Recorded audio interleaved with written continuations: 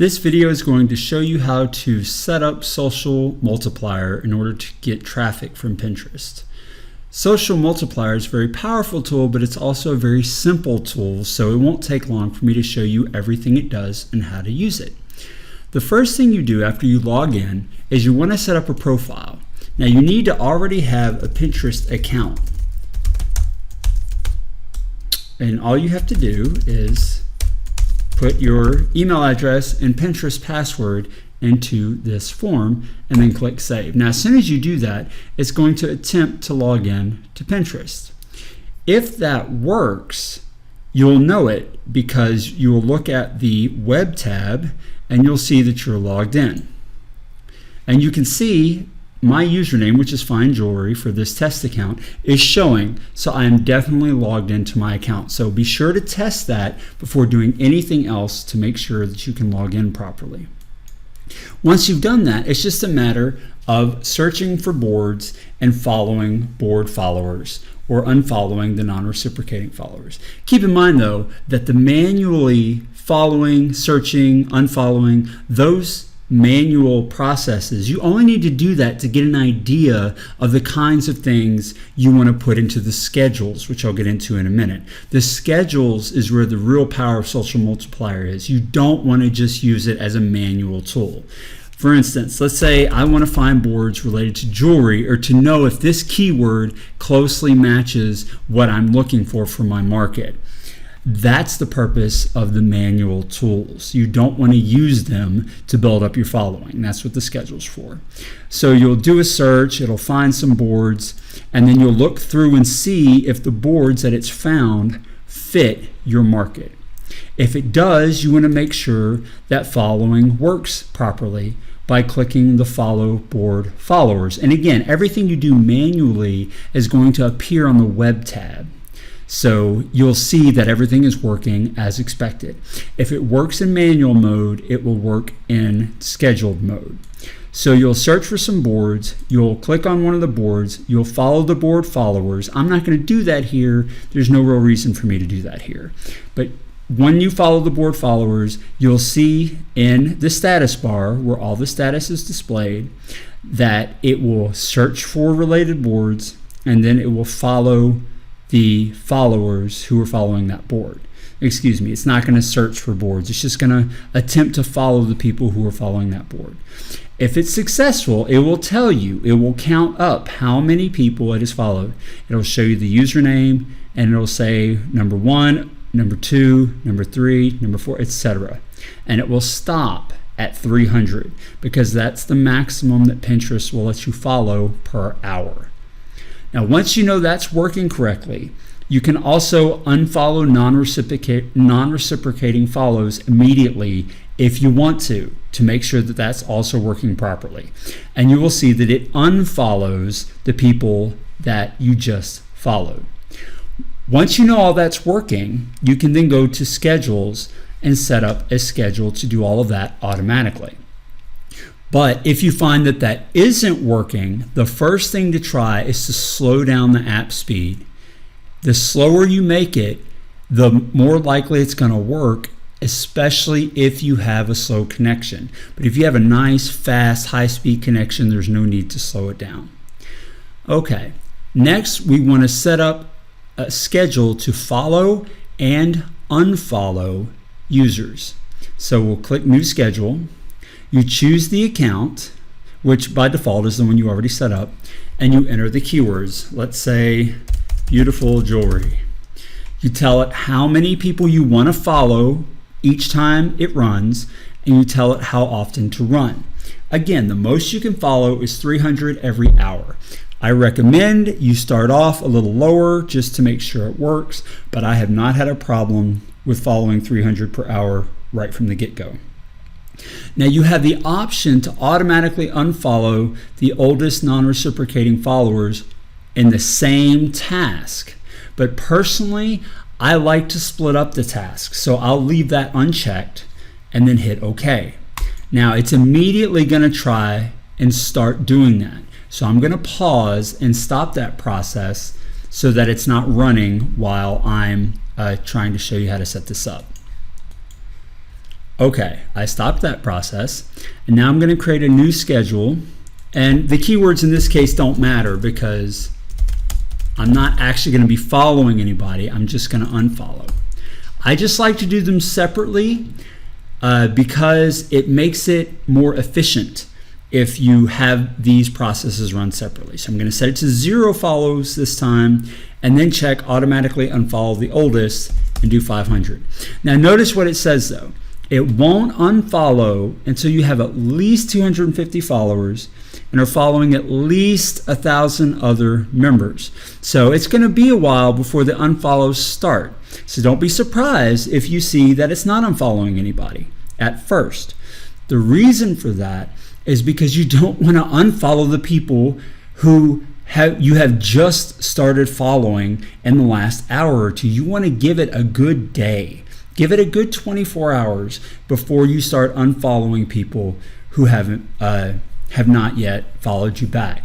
In fact, you might even wait a couple of days before you even set up the unfollow schedule, just to make sure you give people enough good time to start following you, because not everybody logs into Pinterest every day. So you go ahead and click OK, but I'm not going to do that. There's no need to, and that'll save that job. Once you've done that, the next thing to do is start pinning. Now you can start pinning immediately, even if you don't have very many followers or no followers at all. The reason you want to do that is because when people search Pinterest for pins, your pins will still come up even if they're not following you yet. And in fact, that's a great way to get new followers. If you're posting some fantastic pins, then people will start following you because they like what you're pinning. So to set up that schedule, you simply click New Schedule, and I would suggest that you fill in this part first, the board to pin to. Now again, you have to have created a board in your Pinterest account before you do this. My board is called Fine Jewelry, so I'll put it that. My target URL is stellarpieces.com. And you can put as many pin descriptions as you want here, and you can also use spin tags if you want to. I'll just put one and have it see more stunning jewelry at stellarpieces.com. Now, Pinterest will automatically convert that into a link. So put your domain name, and you can even put a directory name at the end or make it a subdomain or whatever. Just test it after you do a pin and make sure that Pinterest has properly converted it to a URL, because when people see that link right in the description, it makes it real easy for them to click on it to get to your site. Even though this target URL is going to make the image you post the link, people aren't always going to click on the image to go to your site, but they'll see that description, they'll see this converted to a link, and they're much more likely to click that. I have tested this. Be sure you have the domain name or the domain name with a folder name in the description. You want it in there. It makes a big difference. And make sure you give people a reason to go to your site. See more stunning jewelry at. Click. All they have to do is click and they'll get there. And again, you can do spin tags. You can put multiple different descriptions in spin tags here if you want to, as many as you want. I'm just going to put that one for demonstration. And then you tell it how often to add that description. If you don't want the description with the link in every single pin, you don't have to do it. Personally, I have never had a problem. I added that in case I had a problem. Pinterest didn't like the link in every description, but I have posted almost 9,000 pins so far, no issues. So I wouldn't worry too much about that. Do it every description unless for some reason you just don't want to. And you tell it how often to pin. Now I can tell you this, Pinterest has limits on how many times they will let you pin per hour. So a good rule of thumb is at most you can post one pin every 2 minutes. That's across all of the accounts. That's across all of the pinning jobs that you set up. So keep that in mind, because Pinterest tracks the number of pins according to your IP address, not just the account. So even if you set up multiple accounts, you have to make sure you're not putting more than one pin every 2 minutes. Of course, you can use proxies and things like that to increase that number, but if you're not using a proxy, every 2 minutes is the most you want to pin. And you can also optionally remove the images you've already pinned to avoid duplicate pins. Frankly, I don't care about that. I never check that. I put that in there for people who want to be picky about that, but I never check it, and I'll tell you why. Because when you search for images, you can find an enormous number of images. And let's say you add 1,000 or 2,000 images into this pin job, the odds of the same person seeing that duplicate pin more than once and caring at all about that, or even remembering that they'd already seen that pin, is so ridiculously low that it just doesn't matter. And if you have it remove every time, if you go off, let's say on vacation for a few days or something, you got to mess with the account with this job and make sure you add more pins, and it's just not worth it. And besides, if you have some fantastic images, the odds are that different people are going to see that image at different times. The first time you post it, one person might see it. The second time, a different person will see it. If it's a great pin, it's still going to drive traffic. So I wouldn't worry about removing pinned images unless you just absolutely don't want duplicates. Now, once you have all that set up, you then put in the image keywords so you can find images. Now, this searches Bing to find images. Bing is great at retrieving a ton of quality images for a lot of keywords. So I'm just for this particular instance, I'll use the word jewelry and then hit find images. And we'll let it start.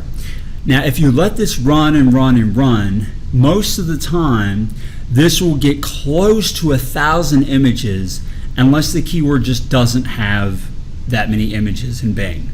But for most keywords, for most markets, it'll get about 1,000 images before it stops. I'm not going to let it go that far. I'm just going to go ahead and hit stop.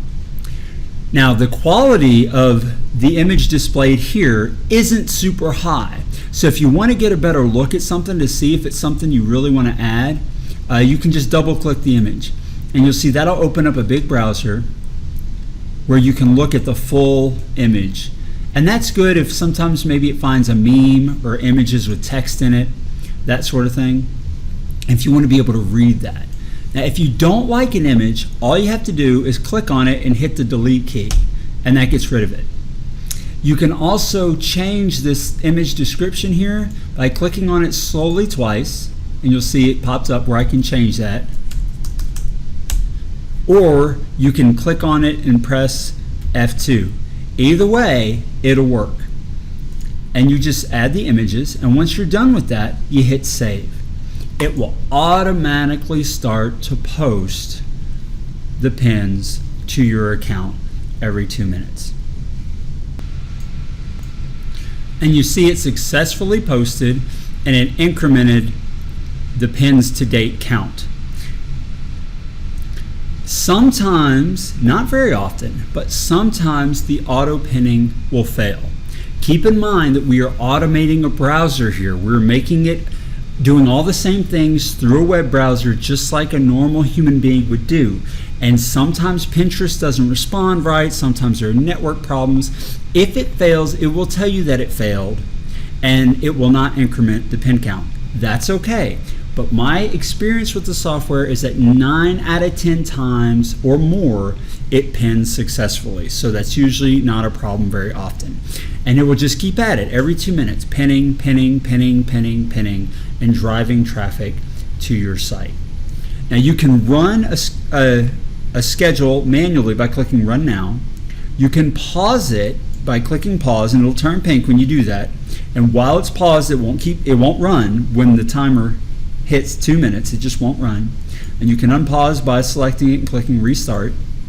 And the same with these. You can pause them and run them manually, delete them, edit them, all that obvious stuff. That's really all there is to Social Multiplier. It's designed to be simple and easy to use on purpose. It's not supposed to occupy a lot of your time. so that it can do its job, it can post those pins, it can follow and unfollow people and build traffic to your site without wasting a lot of your time. If you have any questions, run into any problems or anything like that, just post those questions to the Social Multiplier board at the Learn from John forum.